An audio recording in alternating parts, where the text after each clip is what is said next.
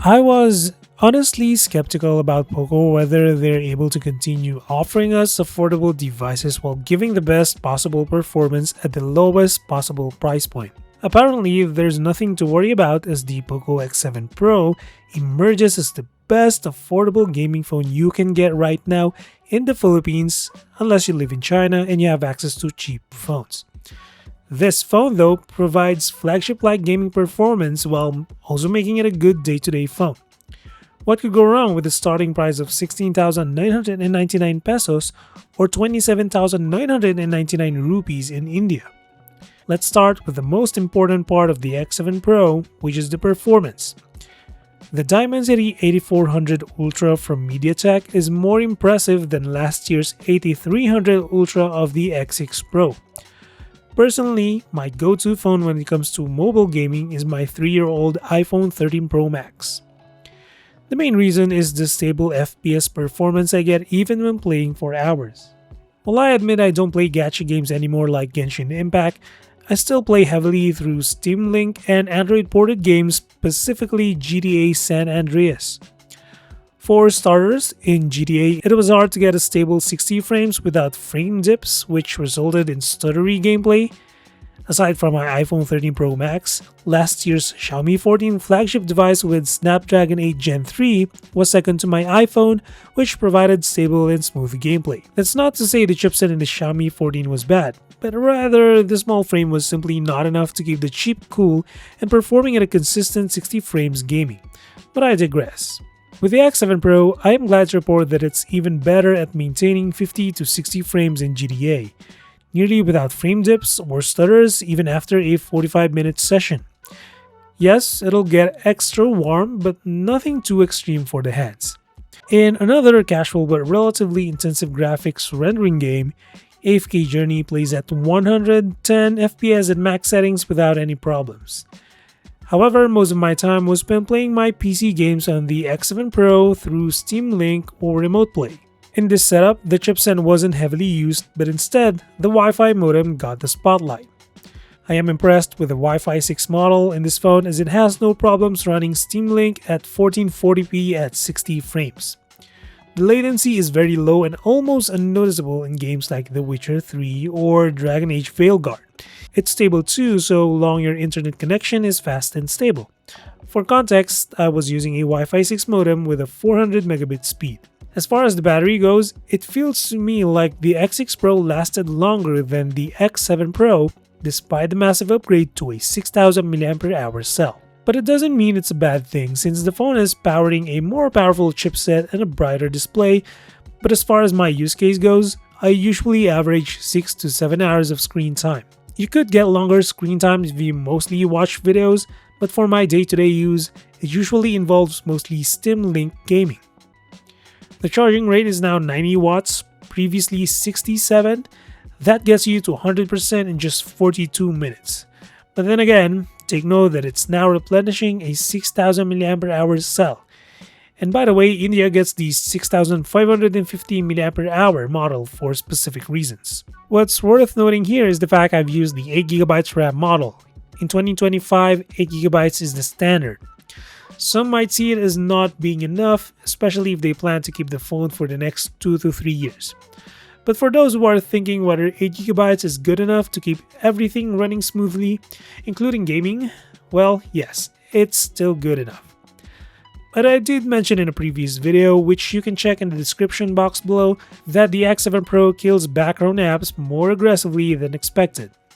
Xiaomi phones, and mostly Chinese phones, are well known when it comes to this, but it's just extra aggressive when it comes to the X7 Pro for some reason. The TLDR version is that a game would restart more often than not when switching between apps. I'm not sure whether it's optimization or a RAM problem, but if you do want the extra headroom and not think about apps closing in the background, especially for those who need multiple apps open for productivity, you're better off getting that 12GB just to be sure. While 256GB is plenty enough for most people, you also have the option to go for a half a terabyte since there's no microSD slot expansion here. As for notification delivery, expect some notifications to arrive late. I mean, sometimes I get timely notifications, but other times I don't. It's a mixed bag for sure. But one thing is for certain. Some notifications will arrive upon opening the screen when you leave the phone for an extended time. In my experience, at least an hour. As for the software, the X7 Pro already runs HyperOS 2.0 based on Android 15, meaning it's promised to get at least until Android 18. POCO also promised at least 4 years of security updates. A short review of HyperOS 2.0, it's more polished when it comes to animations and rendering, in which the developers didn't focus solely on speed but also on the experience. So far, I haven't seen any bugs or major problems, but there are a few differences between POCO and Redmi devices despite their being on the same skin. For starters, the swipe down on the home screen calls up both the notification panel and center but has no option to switch to global search, which is fine because the implementation isn't as fast and smooth, meaning it takes time to load. POCO also allows you to change the home screen layout. In this case, it's now called Standard Indents, which basically adjusts the layout to 5x6 to add more icons and widgets on the home screen. Of course, you also have nearly all the new AI features, but for some reason you don't get circle to search. Well, that's a bummer.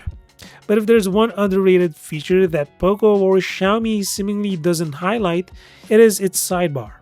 For the past few years, I've noticed that the sidebar is getting more and more features. It's where you get to activate Game Turbo for games, the video toolbox for customizing audio and picture quality and turning on AI subtitles, the call toolbox for real-time translation, and opening apps in window mode. I highly suggest checking them out. Given that this is another Xiaomi phone, as usual, there are ads in some parts of the UI. If you use first-party POCO or Xiaomi apps heavily, ads will pop out from time to time out of the box. You can disable those ads in these settings for each app, and while it's a bit tedious, it's a one-and-done activity, so it's best to do so immediately for a seamless phone experience. The same applies to removable pre-installed bloatware.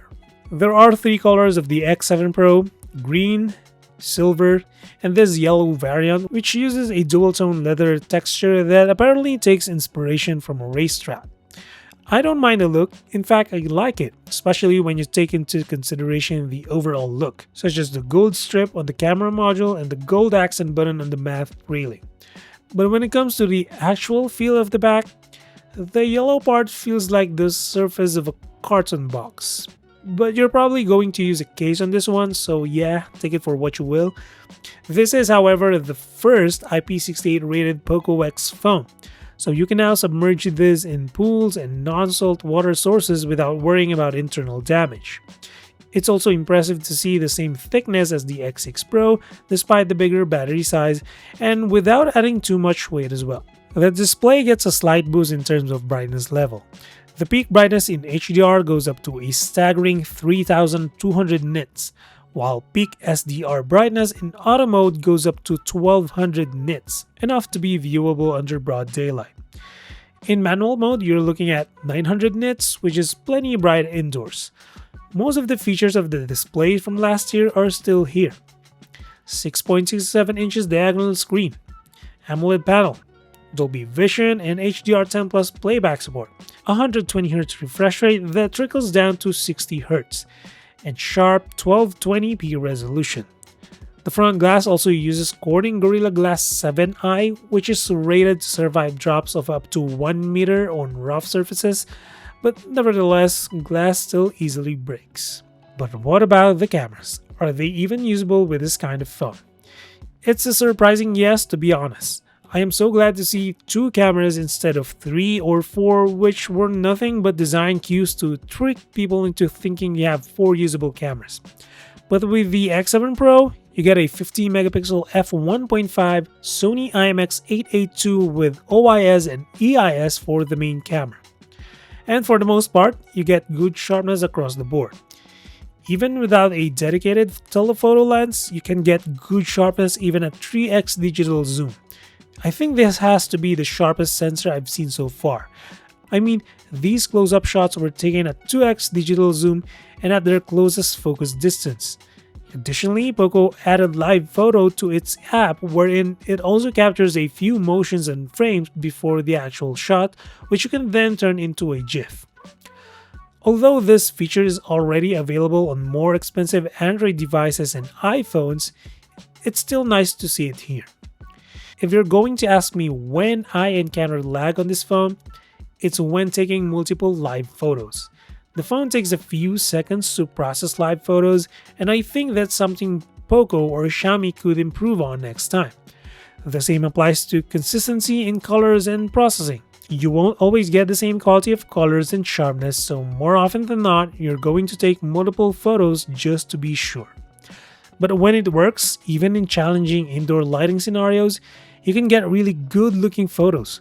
Also, can we get a petition going on where we can override HDR in photos so they are always turned on, at least for the main camera?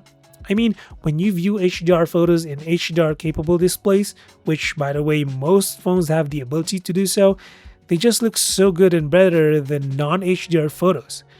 I think HDR is what turns mediocre cameras of gaming phones into great photos. The same applies to videos as well.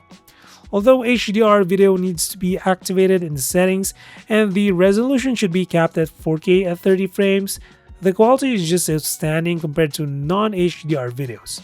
You even have log recording for professionals to maximize dynamic range. On top of all that, you can record up to 60 frames in 4K while maintaining perhaps the best stabilization I've seen so far in a mid-range gaming phone. It's almost as if it's using a gimbal level of stabilization, especially when you do slow pans and tilts. As for the 8MP ultra-wide, well, it's nothing to write home about. At the very least, the 20MP selfie camera is usable at best. It only records 1080p at 30 frames, but the quality is hit and miss, even with photos. All in all, the POCO X7 Pro is clearly another great gaming phone so long as you have no problems with the quirks of POCO devices, which means bloatware and ads. But even then, I think this phone is a serious contender for the best gaming phone you can buy at the most affordable price point while not worrying about the long-term software support, compatibility, and accessibility to after-sales service given the influence of POCO devices worldwide. But that's it for this one. Drop us a like if you feel like supporting the channel, and as always, until the next one, stay safe.